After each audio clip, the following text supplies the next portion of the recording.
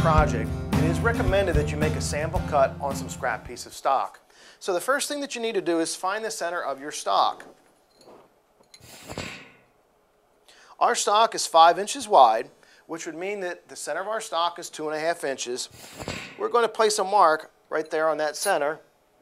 Take our square, and we're going to carry that down across the center. Now I'm going to do an extra step here. I'm going to place that line on the face so you're able to see what I'm doing. Now once we've established our center line, we need to offset that to line up the jig. The very first cut that you make with your jig is always on the tail side of the jig, which is the side that has the flat surface here. Now the reason why we always make the tail cut first is because there is no adjustment in that cut. We're working off the angles of the dovetail router bit, which means once you cut it, there's no adjustments to be made. We adjust the tightness of the joint by adjusting the pin side. So we always start over here first. Now the opening between here is 5/8 of an inch distance, which means we need to divide that in half, and that's going to equal out to 5/16 of an inch. Take your ruler, measure from the center line over 5/16 of an inch, and place a mark. Take your square, carry that line all the way across. Now we use that line to line up to the inside of our tail cut, which means our joint will come out perfectly center every time. Now what I'm going to do here is I'm also going to carry that line down so you get a chance to see it from the front side. That's the line that we'll be lining to. Take your dovetail jig, place it on top of your stock. I'm going to go ahead and slide my jig over until that pencil line lines up with that inside edge of my stock. Take your C clamps or F clamps and clamp your jig to your stock.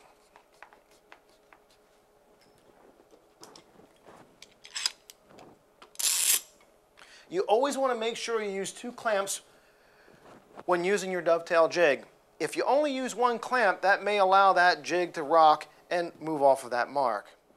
Next, we need to install our router bit into our router and set up the height on it. Now I've already installed my router bit and secured it tightly with the collet. We need to set up our height. Now we could take a ruler, place that next to it, and raise and lower that until we get exactly set at that 1.25 inch mark.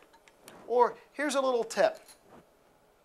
Take the opposing stock that you plan on cutting, place that on top of your dovetail jig. Take your router and place that down on top of the stock. What we're going to do now is bring that up until that router bit just touches that top surface and it sets the exact height for you. In other words, we're using the opposing stock as a thickness gauge to set the height of the router bit. Once you have that dialed in, secure the router in place, and we're ready to make some cuts. First, let's make sure we put our safety glasses on. And before we start making this first cut, we also want to check something else out. Remove that opposing stock, place your router back on top of your dovetail jig. And there are 2 things that you need to check for before you start making any of your cuts. The first thing is you want to make sure that the router bit doesn't interfere with any of the clamps that are holding your stock to the jig. The second thing is that you want to make sure that the bearing is riding up against the dovetail jig template.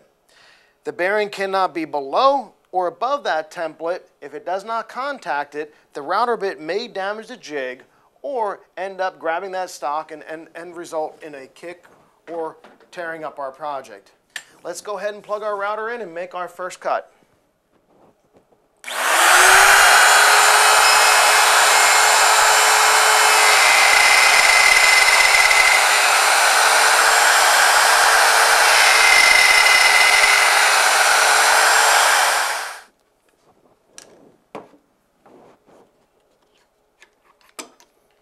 Take your C clamps or F clamps off. And as you can see, we've got ourselves perfect dovetails. Now that we've got our tails cut, we're ready to cut our pins. Take that opposing stock, place that into your vise, and what we use for our layout is we're actually going to use the tail cut to lay out for the pins. That's where that scribing knife is going to come in. Place that tail cut on top of your stock, line the edge up flush on the front side and the outside edge. Take that scribing knife and just scribe that inside line on either side.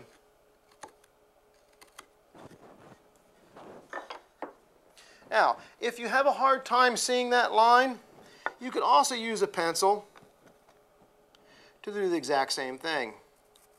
Just make sure you keep that pencil tip very sharp and up against that edge. Turn the jig around to the pin side, place the jig on top of the stock, and all we're going to do now is line up that pencil line so that it's on either side of that template. And we're ready to make our cut. Now, we need to change out our router bit from the dovetail bit to the flush trim bit. I've already got my bit installed, and we go through the exact same process. Take the opposing stock, place that on top of the jig with the router unplugged, place the router on top of that stock, bring that over, adjust your router up or down until it just touches that surface, secure it in place, and we're ready to go. Now that we've got it set, we're going to plug our router back in, and we're going to make the pin cut. Again, place the router flat on top of the jig before turning it on. Come in from that outside edge.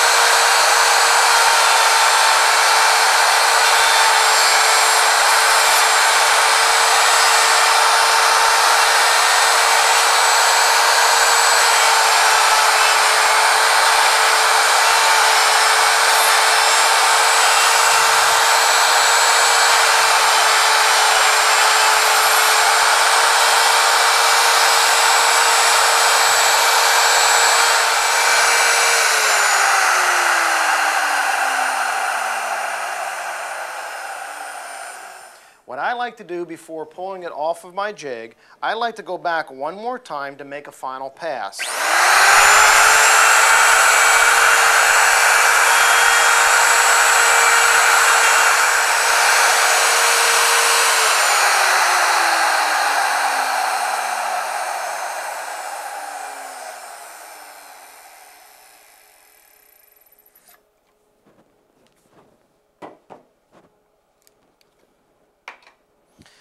Now that we've finished that cut, we want to make sure that we removed all the stock up against those edges.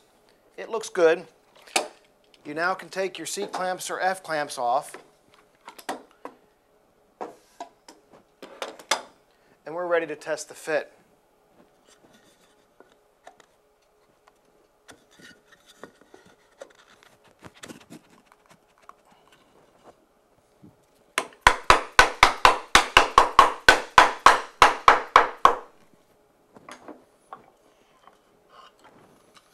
And there's a perfect fitting dovetail joint.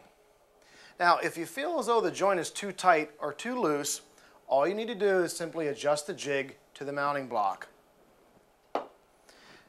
The way that you're going to do that is by loosening up the 4 screws that mount the dovetail jig to the mounting block. The adjustment is always made on the pin side. Now, if the joint is too tight, we're going to move the jig backwards on the mounting block. If the joint is too loose, we're going to move the jig forward on the mounting block. Once you've made that adjustment, tighten up those 4 screws, and you're ready to start your project.